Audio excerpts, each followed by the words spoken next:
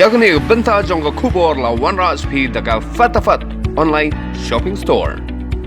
UMLA ke BJP uba Alexander Elhek henegas ngi baar ka arpla tere ujali ulong ba kloy banyalam banyak ren yesuk haplen ka kenhun kai klau channel C ba katanat kampo yeng jongkari.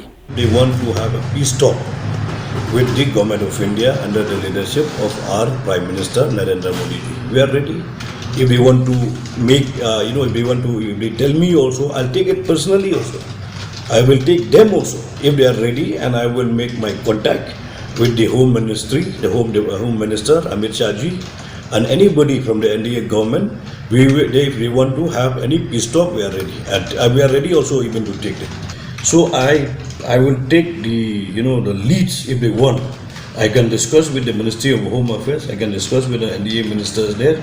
If they want any kind of discussion, I will take this message to them.